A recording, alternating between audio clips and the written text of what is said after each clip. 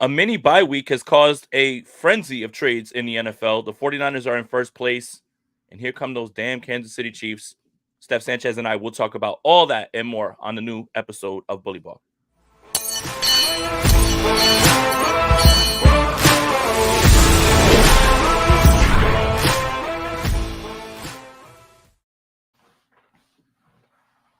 I'm Jason Aponte. That's Steph Sanchez. This is the Bully Ball Podcast on the Gold Standard Podcast Network.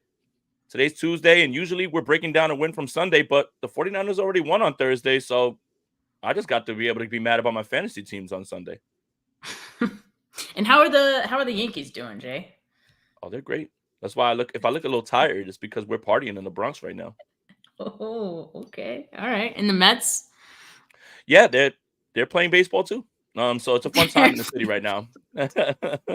Is buzzing. I mean, that's a fair assessment. The Mets are playing baseball. That's a fair assessment. But yeah, we're not here for baseball. But yes, before the news breaks and everything, like, as soon as you wake up, you start looking at your phone. Davante Adams is a New York Jet. Mike Williams, and don't tell me that Aaron Rodgers didn't have anything to do with it, because you are either obtuse, naive, or just a straight up liar.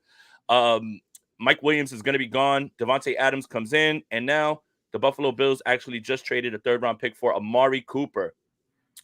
Steph, this begs the question, spinning John Lynch gif, what are the 49ers cooking, if they're cooking anything, when it comes to one of these trades? Oh, I don't know, but John Lynch always leaves the door a little bit open for the possibility of them making a move at the trade deadline. They've been, buyers at the deadline for the last few years, not afraid to make big swings. But yeah, I don't know. Like, I can think of a few positions they might need, like maybe a running back, although I haven't heard of any running backs being in the market necessarily. There's a big one in Hassan Reddick that a lot of people obviously would be very tuned into, right? If the 49ers wanted to make that move. I don't know how much that makes sense from like the money standpoint. I think from defensive line needs, it's an obvious one, but there's more things to think about than just this season, right? And the 49ers cap situation going into next year, like, is in the negative. They have a lot of cap space for this season. So are they going to go all in this year again? They certainly could. But yeah, I think there's way more to think about than there was in years past. Yeah, and to contextualize these two moves, the Raiders obviously had to move Davante Adams. The Cleveland Browns are not going anywhere, and Deshaun Watson is by far the worst quarterback in the NFL right now. So you recoup something for Amari Cooper because that season's lost. But we're not going to know what trades are possible until teams start to lose a little bit more and start to get closer to that deadline, which is this week, right? Obviously, right before Halloween is when the trade deadline is. So we threw out names like John Allen. John Allen is now torn pec. He's out for the year in Washington. Obviously, I think the 49ers would stand to do better getting defensive line help. But the picture of who will be available isn't going to be clear until another week or so, when we figure out who's completely lost for the season and who has no shot and who's looking to offset and lose some players. So I think that's the part. With these two trades, everyone's like, oh, well, Lynch has got to make a move. No, these two guys were destined to be moved. They had to be moved. We won't know what other teams are thinking until week 6 and week 7 play themselves out and we figure out, well, they're cooked and that's it. They're just going for a high pick now at this point. So I think that's going to change who are the targets and which teams would be involved. Yeah, I think that's very true, because teams want to be sure that they don't have a chance this season and they want to become sellers. So I think some teams are still in that gathering of information of whether or not they are going to be sellers, right? I think there's some where we're looking at them like the Browns, like we've been looking at them for a couple of weeks, like giving them the side eye. And so, yeah, the Amari Cooper trade isn't surprising. Now, whether they'd be willing to part with any of their defensive players, they have some really good players on that side. Something I'd be interested in, but not sure if they would be. So, yeah, I mean, I think also the 49ers are probably feeling things out as well. So it probably won't be immediate. It might not even happen at all. But like we said, like it is something that's happened in the past to try to help them get over the hump. So I think it's definitely a possibility for them. Okay, so let me put your feet to the fire. during due diligence season. This is what it's called. It's due diligence, right? Due diligence, convicted, take a drink whenever, you hear those words. But due diligence, feet to the fire right now with the fate of the world and the planet has the ray focused on the earth. Do the 49ers make a move? I think so. I think they do. I don't think it'll be as big a move as we've seen maybe in the past, but I don't think they need to make a move as big as they have done in the past, right? Like I think defensive line, you need depth. So just anyone at that point, running back, you need depth. So while we wait for Christian McCaffrey to come back, so that one you don't even necessarily need to do. But like I don't think they need to make like a splash trade. But what do you think? I say no. I think they're gonna walk up to the podium and say, we left the door open, we exhausted all options, but eventually, if they make a move, it's gonna be something very minor, a la a Randy Gregory move, or something low end like that. Nothing splashy, I don't think in any way. Yeah, I don't think so. Dazza says, is there a DT we can package picks and Debo for? Debo feels unnecessary with Pearsall potentially coming back soon and counting with JJ and BA. No, there isn't, and you're not trading Debo Samuel today. Never mind. No, the answer is no. I'm gonna say no. You got it, Steph. That's you the got easy answer. No, that's the easy answer. I'll just say, Come like, on, man. What is this infatuation? What is this infatuation with getting rid of Debo Samuel for a play that you haven't even seen play once, especially coming off of the way that he hit his top speed since 2019 on a 76-yard touchdown? But Debo's so slow. It's guys, stop. But go ahead.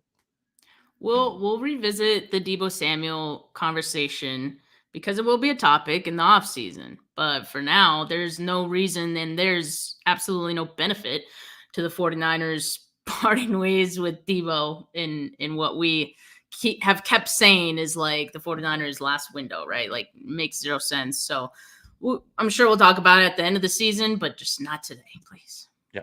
And in a season where obviously the defense has been playing better, and we have to talk about our takeaways from Seattle, doesn't it feel like this 49ers team is going to need as much firepower offensively to try and score as many points as possible to try and win some of these games? I don't think the move is replacing one of your game breakers who still can do it, because I posted the clip of Debo and everybody's like, well, the safety didn't play it or he's still slow. 20.20 miles per hour, his fastest speed since 2019. Is that slow to you, or is that good? Let me know if that's good or bad, Steph. I think people get hung up with the fact that maybe Debo's one of the best playmakers in the league. He's not the best wide receiver in the league. I think people get hung up on like the latter, Yep. But like you need to understand how good of a playmaker he is and how that benefits the 49ers and how they use that, how they want that. Like, so it would be silly to trade away one of your best playmakers, especially when you don't have Christian McCaffrey on the field. And also, like, I don't know if him and Ricky Pearsall's skill set overlaps as much as some people think. No, and we haven't even seen Ricky Pearsall take one snap. Let's settle down. This is how bad teams get themselves in trouble. We drafted a wide receiver. Well, any wide receiver will do. I'm rooting for Ricky Pearsall. I think he's going to be good, but I don't see the path to him getting on the field right away anyway. But we haven't seen anything from him. So let's get rid of the guy that literally had a big game right here, 76-yard touchdown in Seattle, still has legs, right, and still has juice. Let's get rid of him for something that we've never seen, and let's see if that works. I don't understand that logic. Wouldn't be me trying to trade away Debo. But again, a conversation for another day, just not this season. Yeah. So Steph thinks that the 49ers are going to make a trade. I say no for not a splashy name. I think it's going to be something that's just a defensive end that's like Jesse. Ronnie Bell traded for a liter of cola. Man, that's rude. What did Ronnie Bell do, dude? Like, he's just sitting in the house. Like, he's just like, crazy. It's like, what do you do at Monkey Business? Yes, we talked about it. Amari Cooper traded to Buffalo. Niners got to do something. I don't think they have to do something, but a wide receiver is not wide receivers not the top of their list of things that they need. They're fine. They're deeper than they've ever been when it comes to that. Now, running back is interesting because everybody thinks that I'm a big jokester and I keep saying it, but The 49ers should sign Jerick McKinnon. I don't want to hear it. You need a guy who's been in the system and somebody who could be there right away and actually understands. You need to help to fill this room out because, as I've said, Jordan Mason isn't the best weapon on the 49ers, but he is the most important. Because if you cannot run the football and if your team has to abandon the run game, that's not good for anybody, let alone this offense. You need somebody who can at least just be there and take reps. That's it. And for all the people that'll tell me, oh, Jerick McKinnon hates the 49ers, remember what he said? Yeah, beggars can't be choosers. If someone comes in with a contract, he's going to sign that deal. He's going to sign it. It's not time for him to be like, oh, well, I don't want to play there. You'll play for whoever asks you to play football at this point, Jerick McKinnon, so you can't really say that. But at the same time, it goes back to my point that Jordan Mason is the most important piece of this offense, weapon-wise. Because after Brock Purdy, who's the most important, obviously, at quarterback, if the 49ers don't have a running back, if they can't run the football, nobody wants Brock Purdy to drop back 40 times. I don't think that's a recipe for success for him, for Josh Allen, for Patrick Mahomes, for no quarterback. So the 49ers have to really solidify this room because they should be operating under the assumption that Christian McCaffrey is not going to play a snap this year. And if you get anything from him, then you should be really happy. I'm honestly surprised that the 49ers haven't signed Matt Breida to the practice squad because he was with the team in the offseason for a short period. He's still probably of time. there. Nobody's breaking down Matt Breida's door, so they can bring him back whenever they feel like it as well. I'm just surprised they haven't done it yet, just given how, I guess, depleted they kind of are. I think they like Patrick Taylor more so than a lot of us would think. He was solid. Yeah, no, he's been fine. But, I think right now they're just kind of holding their breath, hoping nothing happens to Jordan Mason. Of course, we'll wait to see what his practice participation looks like this week, dealing with that shoulder injury. But yeah, I mean, I like that Isaac Grendel's getting more snaps. I feel like he's getting better with each week. If they went the running back route, McKinnon, like you said, is an option. Jay, do you think that the Dolphins might be a seller at the deadline? Because, I mean, they're kind of struggling right now. And we know there's a couple of former 49ers there. Jeff Wilson back? I don't know. I'm just throwing it out there. I mean, if we're going to talk about former 49er running backs, we might as well mention a couple others. Yeah, I mean, look, Miami, it's over. I think you should trade the 49ers, Tyreek Hill, and Davante. And yeah, and just, you know what, clean house. And also, if you could pick up the bill for both those players, that'd be great as well, too. No, maybe Jeff Wilson is an option, but I still see the 49ers kind of just going through their own process of guys that they like, that they can bring back, that quickly. Like I said, Matt Breida, nobody's beating down his door or anything like that, right now. So I'm sure you can get him. Obviously I bring up the McKinnon thing because he brings that pass catching aspect that he was so good with in Kansas City. I think that's a fit as well too. But yeah, I mean, if Jeff Wilson is to get let go, I think they really like him. They also like Jalen Wright. So Jeff Wilson could be somebody who could just be potentially either let go or just, gotten back for a 7th round pick. So I wouldn't be opposed to it, but it takes 2 to tango, and Miami's got to do it. Miami's got to do something when it comes to that.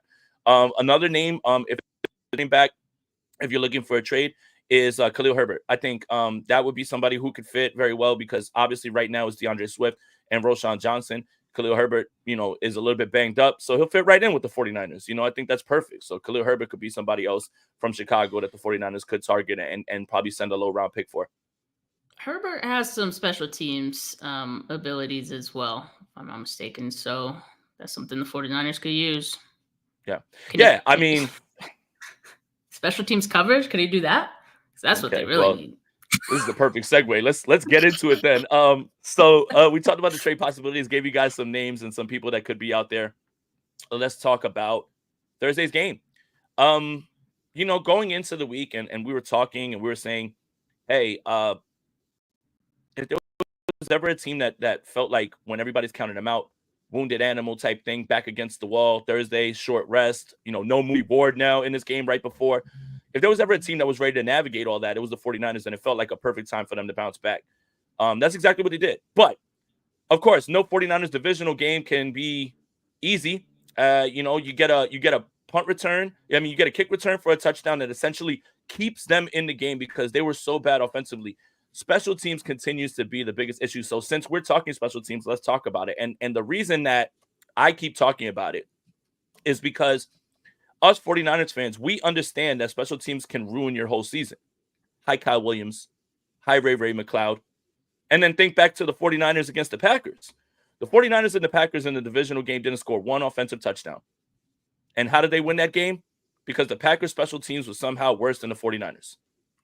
Steph, I don't know how to clean this shit up, but there's no way that you should be having these issues continuously happen every single week. And it's not just one aspect, it's all of it. Whether it's kick return coverage, whether it's punt return coverage, whether it's not even having kickers, whether kickers missing kicks, whether punters are not putting the ball, something is fundamentally broken and wrong. And this can go wrong at the wrong time.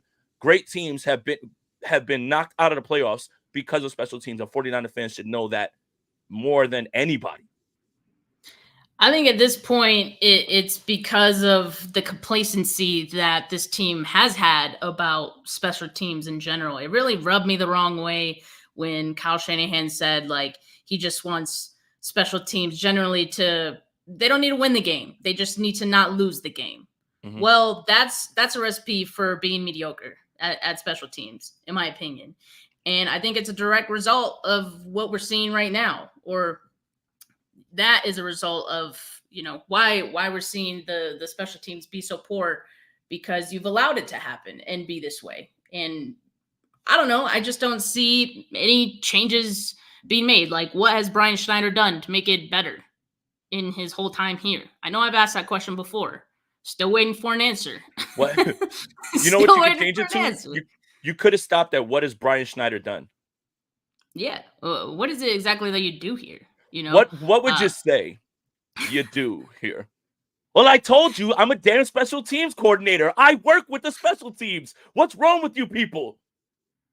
Yeah, and the special teams has been, not special as we know. It's an issue. Like, it's gotten to a point where it's a big issue, and if something doesn't change, I want him out of here. Like, what are we even doing? And this is what kind of pissed me off about everyone being so angry about Nick Sorensen the first couple weeks of the season, because it's like, fire Nick Sorensen. He's the issue here. He's only been here like a few weeks, and then we have this other guy, Brian Schneider, who's been here for years, doing the same shit over and over again, not improving this unit. And now it's a glaring issue, and now we want to pay attention to him being mid as hell. I wouldn't even say he's mid. Like, he's straight up awful. Like, the special teams is awful. And yeah, you've lost 2 kickers now because the kickers have had to contribute into coverage. Like, bro, at this point, like, Brian Schneider should just, I guess, have them practice tackling, because that's, I guess, what they're going to be doing from now on with the way the special teams covers. Like, it's been god awful. And yeah, it's part of the reason that they've lost. Like, it's contributed to losses. It could have contributed to a loss on Thursday, if we're being honest. But, thankfully for Brian Schneider, that didn't happen. But that doesn't mean, like, shit doesn't need to change. Yeah, bottom of the league in special teams. And you didn't need any advanced statistics to figure that one out. I feel like that's pretty evident. It feels like the 49ers, when they coach special teams, it's like that scene in The Waterboy when Bobby Boucher finally comes and they're like, we'll play 11 on 11 special teams, go run laps with the guy who can't talk. Like, it's just like, go. Like that. Like, that's special teams to them. It's like, go take some laps and go. Like, the gap control, everything, just discipline, just being in your spots, man. For this new dynamic kickoff, not many big plays are happening, and a lot of people are upset, but they sure are happening to the 49ers for whatever reason, and I have no idea what the hell is that about, because everybody else seems to be okay with covering it. In fact, a lot of people are complaining that there aren't any more big plays, but yet they still happen against the 49ers. So one way or another, special teams is going to find a way to keep a team in it. I would hate to see it be the reason that the 49ers go home for whatever reason, because good teams and better teams have been knocked out based on shitty special teams plays. And 49er fans know that better than anybody. But we could talk about Nick Sorensen now, right? Man, what a quick turnaround. See how things quickly change? The 49ers somehow, and I know the advanced statistics obviously are going to get people like, well, what does this mean? What does this go into it? Number 6 defensively, DVOA. Is that correct? Did we find that out? And that didn't just happen overnight. That didn't just happen with the Seahawks game. Like, I hope everyone knows that. Like, they were already not even that bad. Like, Mhm. I think there were the overreactions, right? Because of how the team performed in the fourth quarter, especially against the Cardinals, getting run over, by James Conner left a bad taste in some people's mouths. But like, he's not the issue. That was just low hanging fruit, I think, for a lot of people. And again, that's my issue with people blaming like Nick Sorensen for everything, blaming the defensive coordinator for everything. We've seen this story unfold like many years now when there's like a new defensive coordinator, and we've seen most of the time how patience could pay off, right? I mean, so I think that's the case with Nick Sorensen. He just needs some time. I want to say, like, as a sidebar, I do love that Nick Sorensen, and maybe it's mostly on need, and I've said this before, but you're seeing young guys play, and you're seeing how they're ready to go. Like, Mhm. some of the issues that the 49ers have had with, Isaac Yadam, with Devondre Campbell, could potentially be solved by some of these younger guys. And so I think that's an encouraging sign, in addition to what Nick Sorensen has been doing so far with his defense. So, yeah, I thought Thursday was a great game by the defense, especially the younger guys. And hopefully that's something that we see continue. I would expect it to. Yeah, and that's the thing is we all peg Nick Sorensen as a defensive back guy, right? Like secondary guy. He played in the NFL as a secondary member. Ronaldo Green, Malik Mustafa, welcome to the show, right? Like, and that's without Mooney Ward. And Seattle, their passing attack has been crushing everybody, right? Like, and this was a perfect time for this. Obviously, the 49ers got 31 pressures, 14 by Nick Bosa, by the way. Hello, pal. Thank you so much. We love that. We love to see that. The last time that someone had 14 pressures in a game was by Nick Bosa. That's funny enough, right? Like, it was Nick Bosa one time, Nick Bosa again. But the back end, man, being able to cover against Metcalf had him in hell all game. Ronaldo Green did so well against him. Yadam allowed one catch for 30 yards to Tyler Lockett. When all of these things are happening and it's this next man up mentality, right? You look at it and you say, okay, you've got good players, but schematically, you got to look at this and say, now they're starting to figure it out. Now they're putting their guys in position to win. You get this is the thing that masked everything last season. Regardless of whatever you felt about the 49ers run defense, they actually allowed less than 100 per game over the entire season. It was a top 5 run defense. The difference is they were taking the ball away and ending drives. Now you saw that in this game, which ended drives, and now that can mask whatever deficiencies you have. If you're taking the football away, that is ending drives. That is a quick change right there. That has to be a part of this, and that's what a part of the 49ers success on defense last year was continuing to get big play after big play and turning the ball over. If you can start to get back to that, regardless of whatever you think the shape is of the personnel and the scheme, things look way better when you're getting interceptions and you're getting off the field. That's the stuff that we saw in Seattle. It was really a welcome sign to see that, because the 49ers are going to have to do that on Sunday against the Kansas City Chiefs and going down the stretch as well, too, and in bigger games. Yeah, I mean, and I think that's part of the finishing factor, right? What, like, at times the 49ers have missed in some of these really tight games where they're keeping teams around. You have to be able to kind of bring the momentum back to yourself, right? You kind of got to take control. And I think, there's been a couple of wins now where the 49ers have been able to do that. And Thursday was the latest example of that, right? So I think it's a great sign. It's not so surprising to me that Nick Sorensen, who used to be the ball father, or whatever they called him, is his defense is gonna be good at that, right? And it helps to have Fred Warner too, who has contributed to a number of turnovers as well.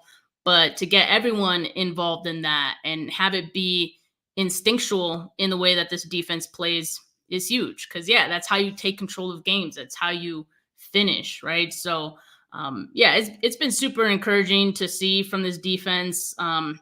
It's been nice to see, the young players just kind of fall in line to this way that this defense, we've known them to play defense, right? Like, that's 49ers football right there.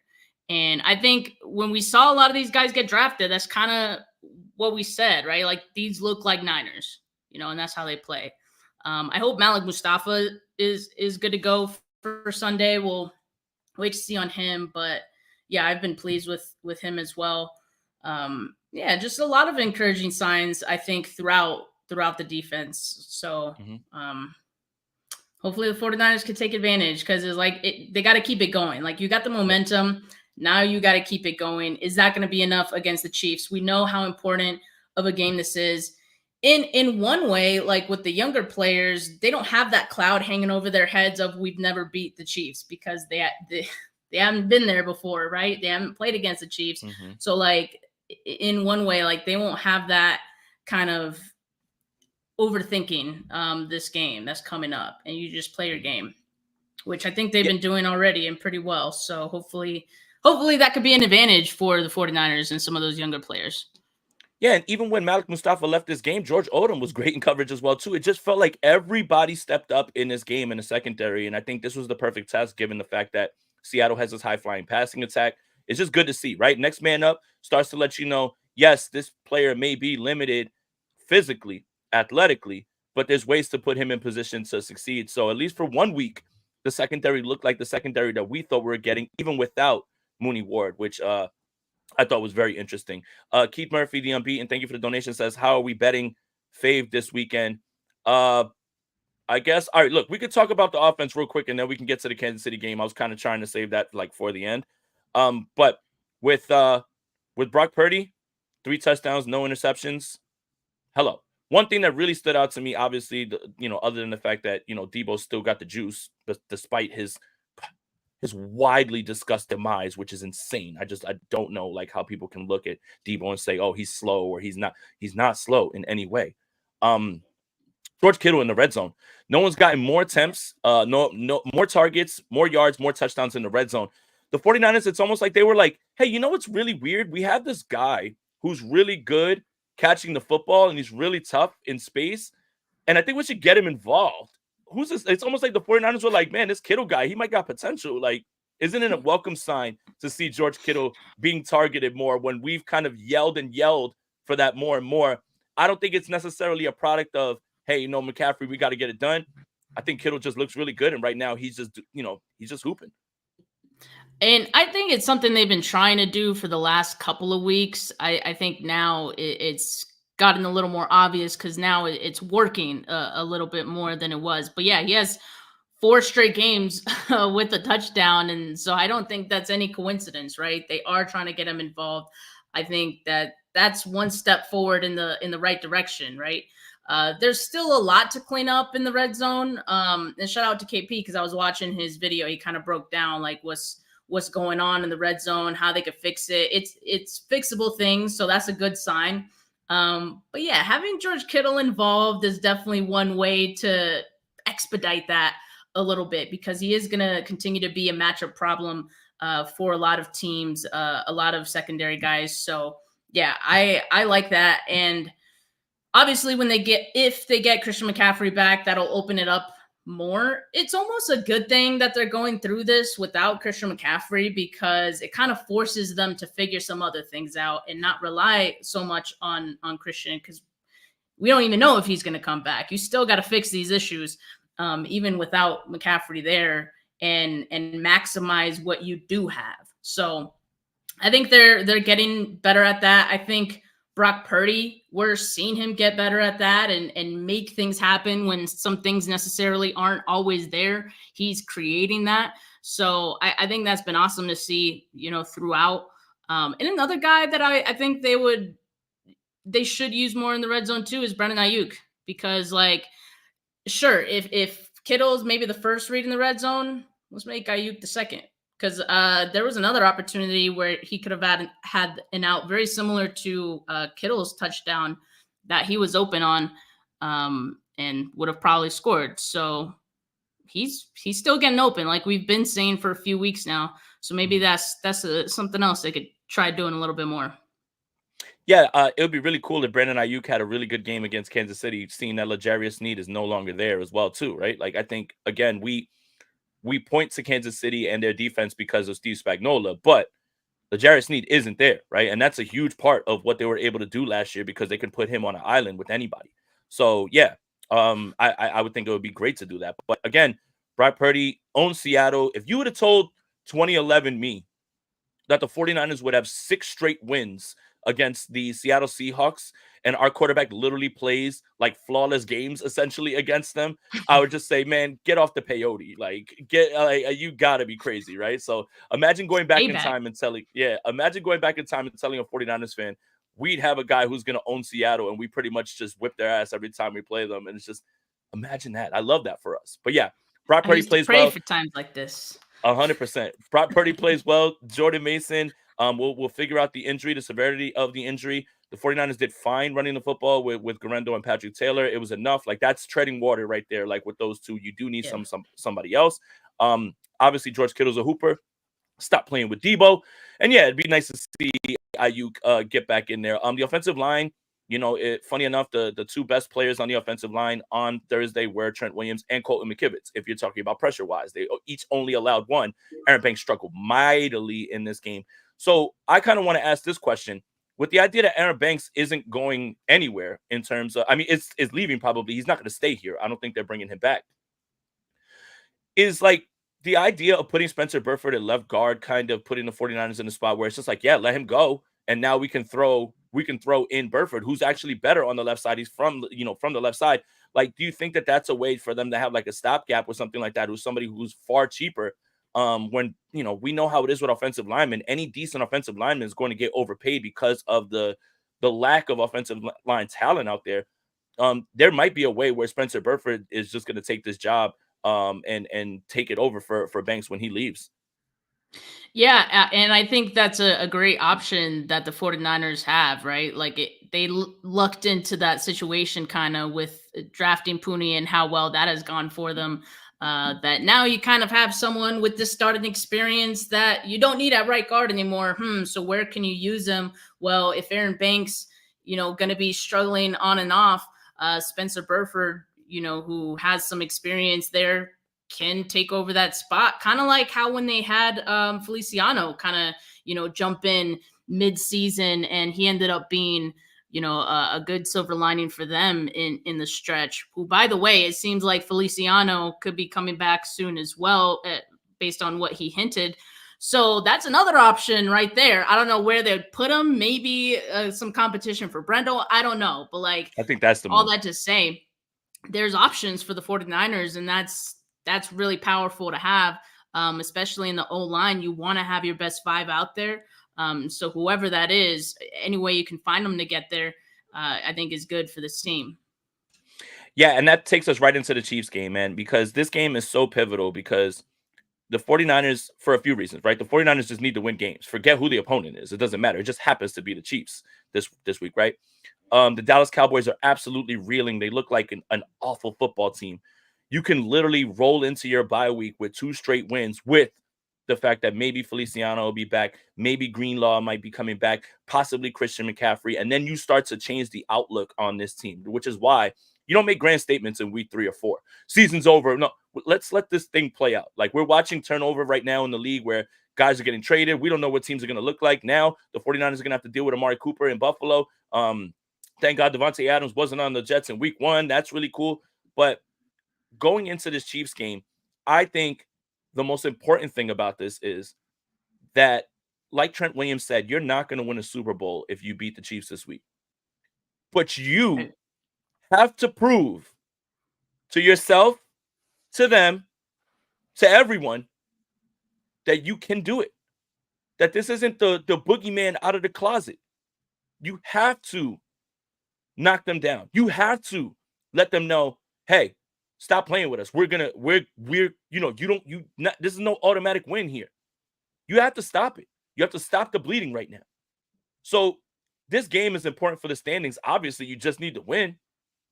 But it's more important for the 49ers psyche to see the ball go through the hoop and finish the Chiefs off. So it isn't this growing thing, this growing escalation of, oh my God, man, here come the Chiefs. Oh, what are we going to do? No.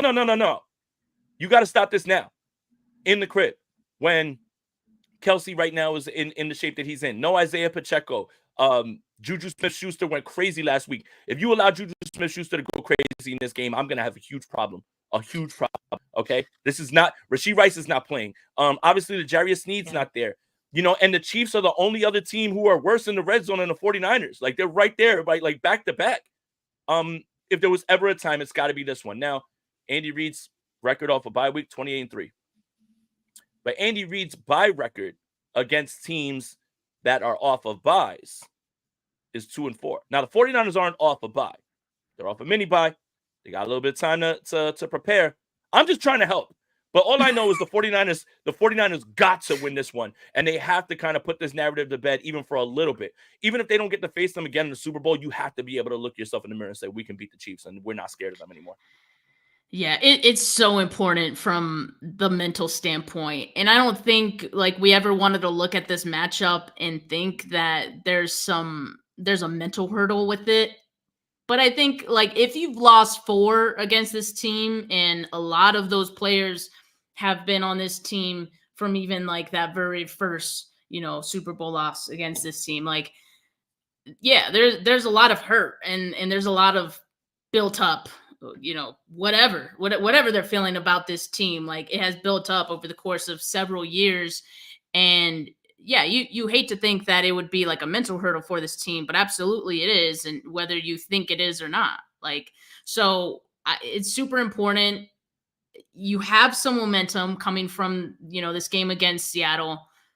Is that going to be enough to get over the Chiefs? Well, the good thing is it's a regular season game. So it's possible you're not going to get the Chiefs' best because it's not the Super Bowl, right? And they didn't have like 2 weeks to prepare. So that's another, I guess, positive. We were just trying to find some positives here.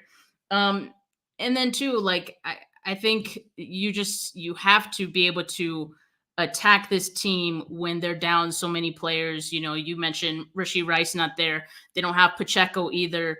You've been able to maximize on some of those teams that have lost some guys as well. Like, I don't know, the Patriots, but there were other times against the Rams, against the Cardinals where you weren't, and we're kind of expecting them to overcome that. The 49ers have to take advantage of that. Like there are really no excuses in this one. Like you have to, and just knowing that you might not get their best, maybe. And it obviously means more to the 49ers than it would to the Chiefs. Of course. It's not a rivalry. It's not a rivalry until you win a game.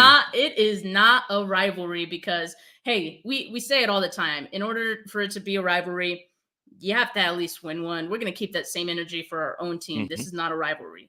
All right. So the 49ers need to get this monkey off their back just to prove that they can do it. So if they ever have to do it again in the Super Bowl, okay, well, you can do it.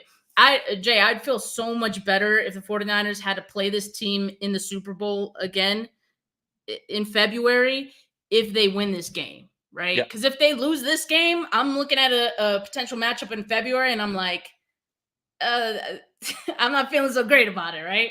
But yeah, so this is the time to really maximize on that. Take whatever momentum you were able to find, take whatever needed to be cleaned up, use it during that mini bye. I would imagine they did, right?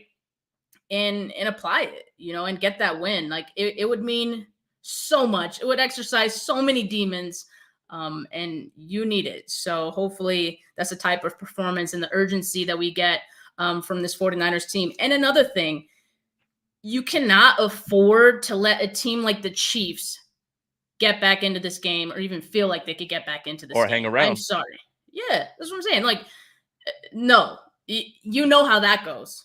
Yeah, it'll be a self-fulfilling prophecy. We'll literally just watch and say, well, we know what's about to happen now. Exactly. And Jay, like, honestly, I felt that way watching the game against Seattle. Like, it felt like every other game the 49ers have played. Hey, I seen this one. It felt like exactly every other game. But you know what? They were able to, snap back and finish, right? So you need to be able to do that and not even give the Chiefs any glimmer of hope in this game. Like, you need to make you know what? I don't even need a statement, Jay. I don't even need a statement. Like, it doesn't even need to be like a dominating win or anything like that. Like, just win. Like, that's all we need. It could be ugly. Just freaking win. What's sad is the Chiefs don't have to play perfect to beat anybody. But if you want to beat the Chiefs, you have to play almost perfect. Like, almost perfect. No mistakes. You can't mess up in the red zone. You can't turn the football over. That is the effect of Patrick Mahomes. That is the effect of Andy Reid right there, right? Is we don't need to play our best to beat you, because if we have a chance to win at the end, we'll take our chances 10 out of 10 times with Patrick Mahomes. And for the most part, that's a safe bet. But the 49ers damn sure have to play damn near mistake-free ball. And that is something that is a little bit unfair, because you just have to play everything. You have to do everything the right way. You have to, no mental mistakes, no busted coverages, nothing. And that's the part that just, it sucks, man. It really does. And this is more, again, the wins have to start piling up now, because we're already in week 6 and you're trying to get there. So don't worry about, like, it's not don't worry about the opponent, but anybody that would walk in here, the 49ers got to win. But this one just feels psychologically different. Like, you have to be able to kick the door down and say, nah, not again. You're not going to do this to us again. And and I hate to say it, if there was ever a time, this version of the Chiefs team, although they're 5-0, they haven't looked like super dominant, but they're winning their games. And then you all kind of just figure, like, at the end of the year, they'll end up where they usually end up. But you gotta right now get this one done. I think we saw another super chat. Yeah, my bad.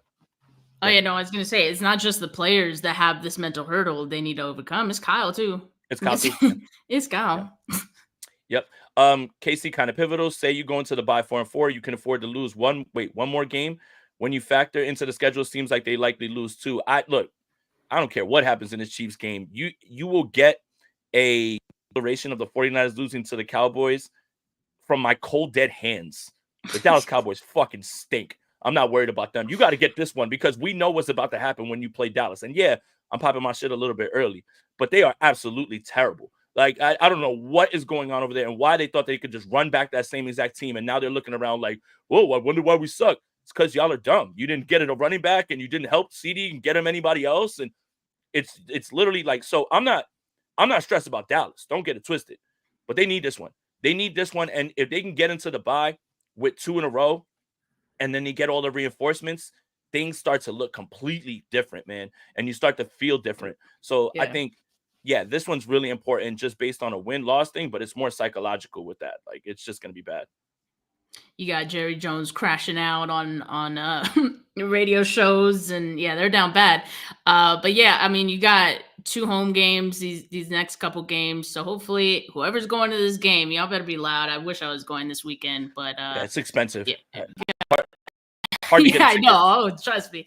So I was like, I'll pass on this one. But no, the home field advantage for these next 2 games it's hopefully going to be an advantage, right? So Levi's has showed out this game or this season, so I would expect nothing else. But yeah, I mean, you got to get it done. You know how big it is for keeping that momentum, and it wouldn't just be 2 games in a row, Jay. It would be 3, right? After this win over Seattle.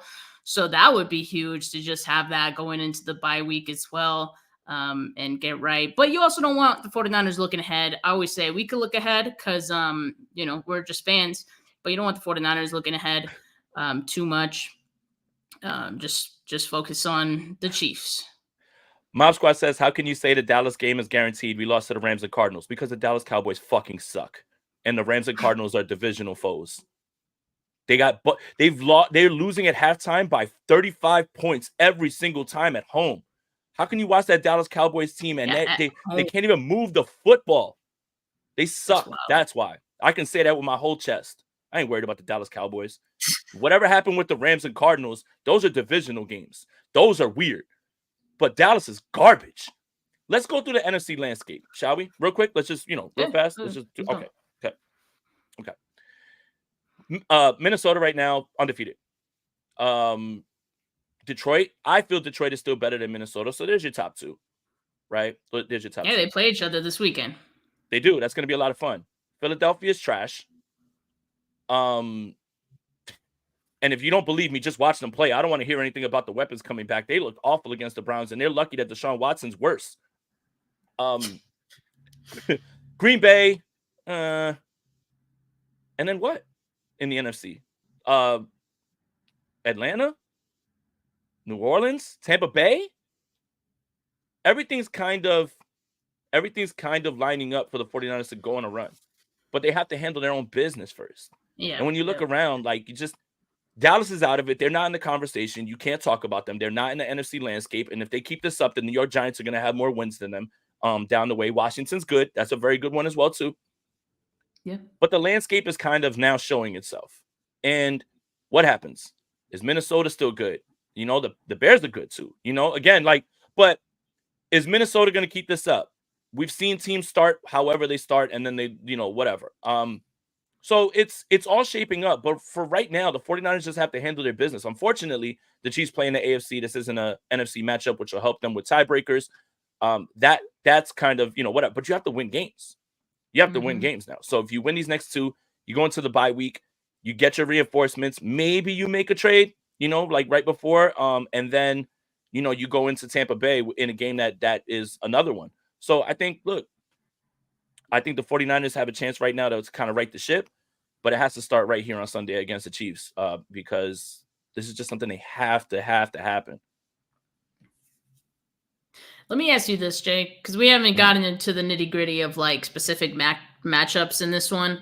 But again, out of necessity, we saw Isaac Yiadom, take some snaps outside against Seattle. Did you think he did any better there than he would inside? Because I thought he did a little bit better. Yeah, and you had to figure that they were going to run him out there, especially with Mooney and the experience, right? He had one catch allowed to Tyler Lockett for 33, and then I think he had a PI if I'm not mistaken.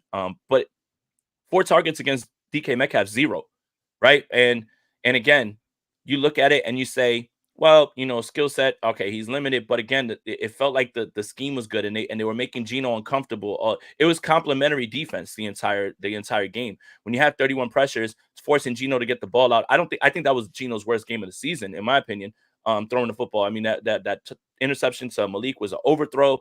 And I think that interception that he threw to DK got to level that route off. He can't just drift upfield and allow Renardo to get underneath that. So yeah, I think, again, you look at the player and you already say, okay, he's physically limited. I don't like that. But if the scheme is solid and everybody's doing their job, you can get by. I would love to see Mooney Ward play in this game. I think if you're asking me the 3 that you should be with, Mooney, Lenore, Renardo Green. I'm fine with that. Let the rook play, man. Let him build his resume right now. And let's see, Niners have to win the division with how the NFC North is looking. We're 1-2 with Rams eventually going to get healthy. Yeah. So look, I mean, I would run Green, right? Like, you want to build off this. Diamador Lenore he is getting right now to like levels of trolling that we haven't seen. I mean, being up until 3 a.m. on Instagram Live to troll DK Metcalf. It's like that boy different. That boy different, man. He didn't go home and chill. He hopped right on Instagram Live to make fun of DK Metcalf. I kind of like that. But if you get Mooney back, it would be such a boost, obviously. So you do Demo, you do Mooney, and you do Renardo Green. And I think Isaac Yiadom is perfect depth for just in case something happens to somebody. Yeah, on Lenore, I want my corners to be absolute psychos. If they aren't psychos, I love it. I don't want them. Lenore is definitely up there. But yeah, I agree with you. I think Renardo Green definitely deserves some more snaps. The only way I'd put Yiadom back out there is if it's outside. So I guess it wouldn't shock me to see that sometimes too, but I'd be willing to roll the dice starting this game with Renardo Green. Now you'd have Renardo Green on the outside with Lenore in the slot, right? When you got your 3 out there. Mm-hmm. And again, we're gonna find out what's going on with safety. I mean, I thought Jair Brown had a really good game, and obviously Malik, notches his first interception. We're gonna find out. But again, when George Odom was asked to play, man, he stepped in and he played well. Again, I'm not telling you that, all of a sudden now the secondary is like this bulletproof thing. I'm just saying that they played well when they had to. And it's against a really good test, because I know a lot of people want to say, well, you did that against the Patriots. And that's kind of what I was saying. I was like, I didn't learn anything about the 49ers by having them boat race the Patriots, because I knew they were better than them. But that test kind of had to be passed. And without Mooney Ward and having those guys step up and fill in that way, it's got to give you a lot of confidence moving forward that, either Sorensen's figured it out, or guys are just playing better, or just a combination of both. They might just be right in the middle when it comes to that. Yeah, and so like I think they're gonna have a big test. We mentioned Rice not playing, but Xavier Worthy, the speedster, he's gonna want to stretch the field. And so the 49ers have to be careful of any coverage busts or anything like that. Always wanted to keep someone, a safety kind of around him. So yeah, that's going to be a big test, I think, for this team, and we'll see how they do, and if the secondary could have kept this momentum going from that game against Seattle. So we'll see. But obviously, a lot of big matchups in this one for this team. Hopefully, like Chris Jones doesn't wreak havoc on the 49ers. Hopefully, we see more like hot answers for the 49ers when it comes to blitz looks and they're going to things get like that. blitzed. Yeah, they're going to get blitzed a lot. Yeah. So and that's kind of a thing, right? Like having seen how this team at times suffered, against the blitz and setting certain protections, like that's a test. Like Brendel, like you need to be on your game, right? So this is kind of a test for him too, because if Feliciano is coming back, I don't know. The 49ers might flirt with the idea of having Feliciano be the new center if he proves that he's better at that than Brendel has been.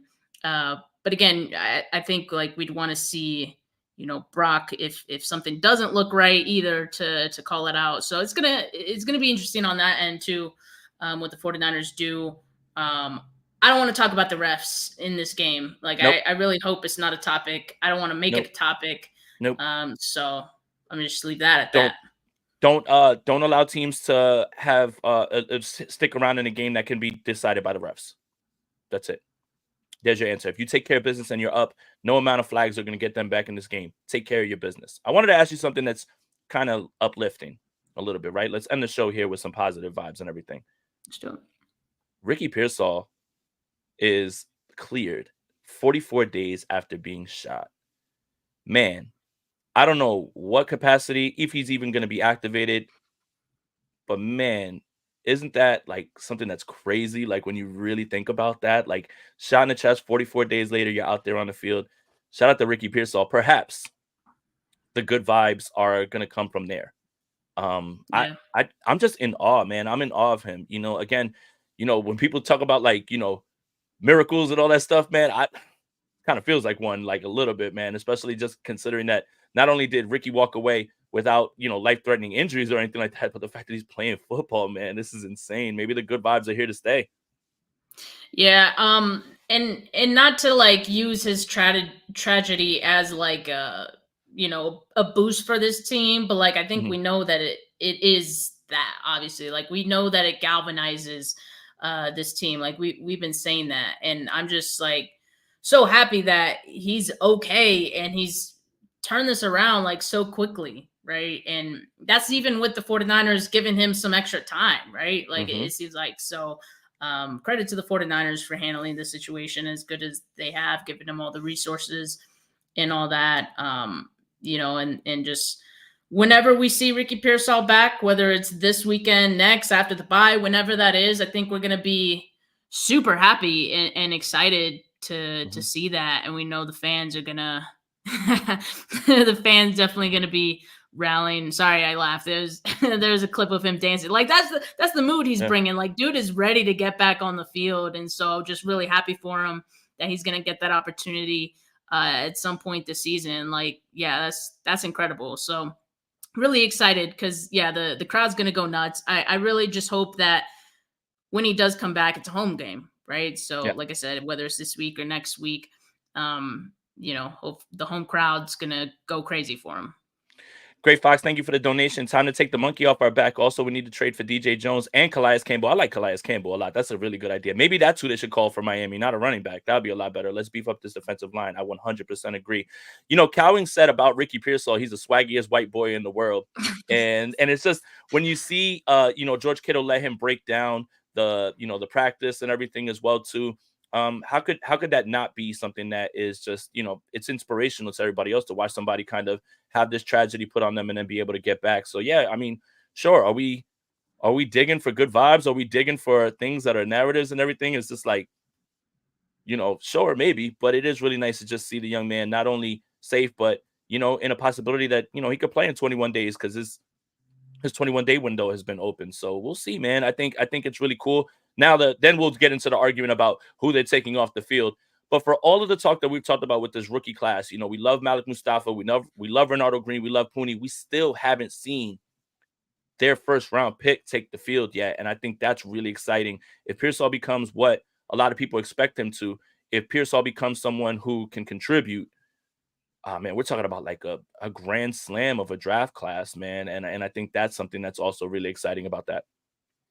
Yeah, and like just for this season, like just the fact that he's getting back out there is huge, and that already feels like a huge win for him and this team. So yeah, I still got like high hopes for him though, you know, and how he could contribute, because I think, like I said, I don't agree that his skill set overlaps that much with like Debo. I think he has his own skill set that the 49ers can use. And that to me is exciting because you can add some new wrinkles to what you can do with him on the field potentially.